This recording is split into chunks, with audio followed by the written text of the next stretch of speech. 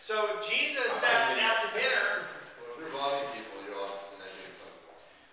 So Jesus here at this dinner, obviously the Pharisees came in and saw this whole thing. So Jesus hears what they're saying and says, Jesus said, it's not the healthy who need a doctor, but the sick. That's what we're here for. The church is a hospital for sinners. Not a country club for wannabes. And unfortunately, most churches, and even some churches here in this city, are country clubs for wannabes. It's just like the yacht club. You know, they got to have their yacht and then their fancy hat and the suit, and they go and hobnob. Social clubs. Social clubs. Oh. Yeah. The thing I don't like about the church, well, I'm not saying any church, but the church specifically is that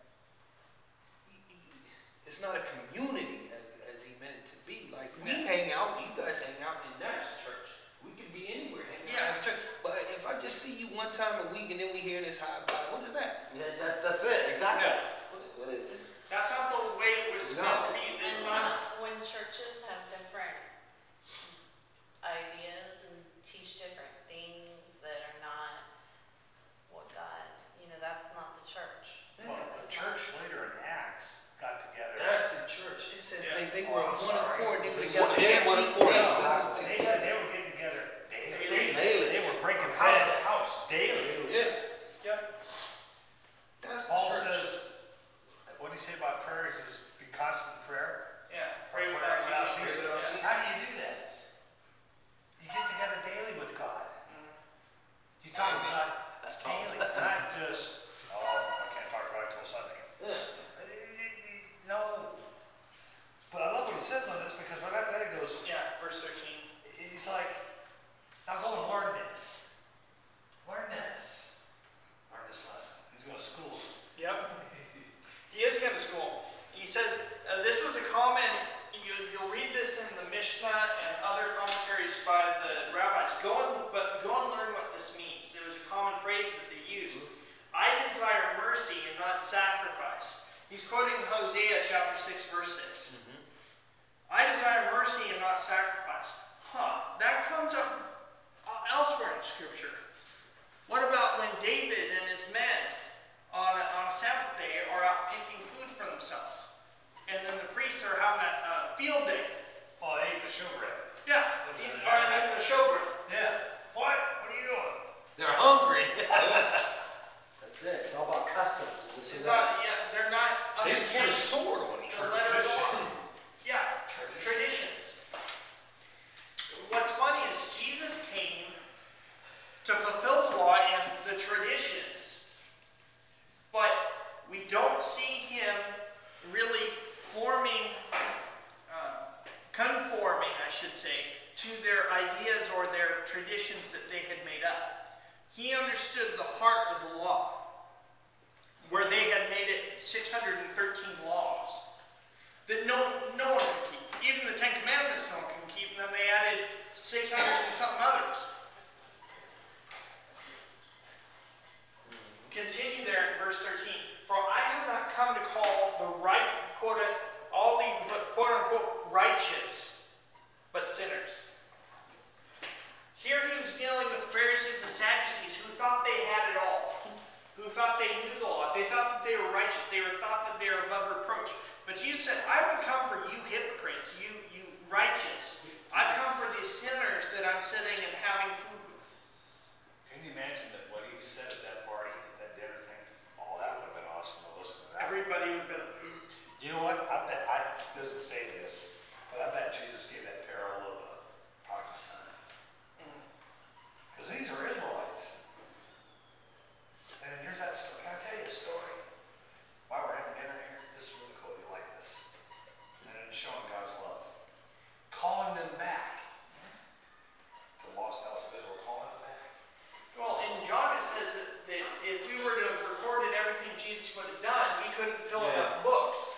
So I'm assuming that he told those stories multiple times at different events. With each new crowd, he would tell these different stories, these parables. And so so I imagine he pulled out a few stories to tell them while at this dinner.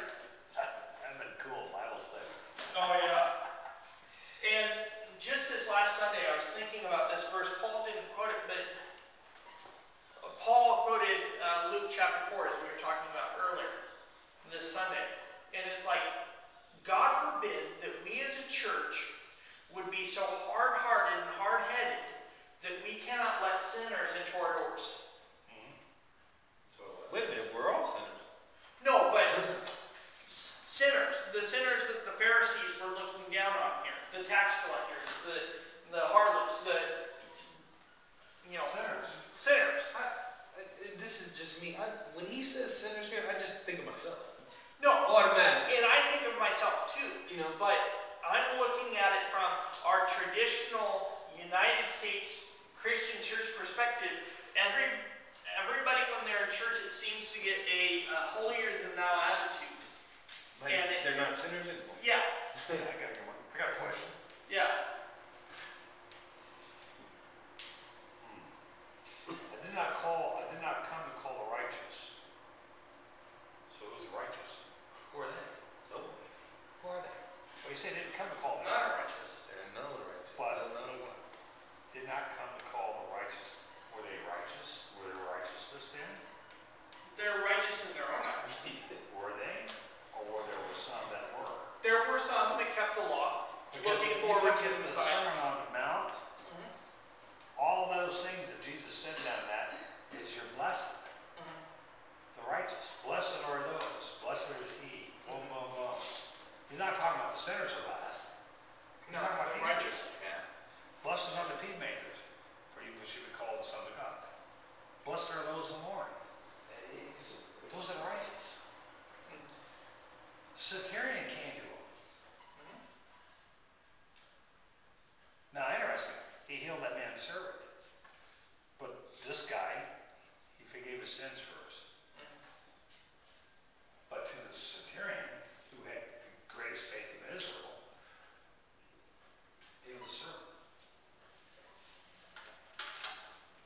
That's interesting because when he did approach him, he approached him as Lord. Lord, yeah. Lord. At the Lamb. Yeah. Well, remember what he said about the law. He said if a man does righteous, he's a law unto himself. So that probably what the centurion was, Yeah. He says, that he's like, Yeah. The centurion had faith and he understood who Jesus was. And that was counted unto him as righteousness. Just like we've been studying in Sunday morning, Hebrews chapter 11, the Hall of Faith. Abraham was counted righteous because of his faith. he believed. Because he believed.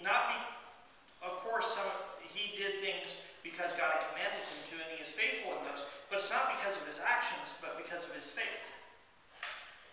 Verse 14. All right, and then after this really cool dinner, John's disciples came and asked him. John the Baptist is speaking about him. How is it that we and the Pharisees fast, but your disciples do not fast? All of a sudden, John's disciples get on a religious trip. And yet they're talking about the one who John had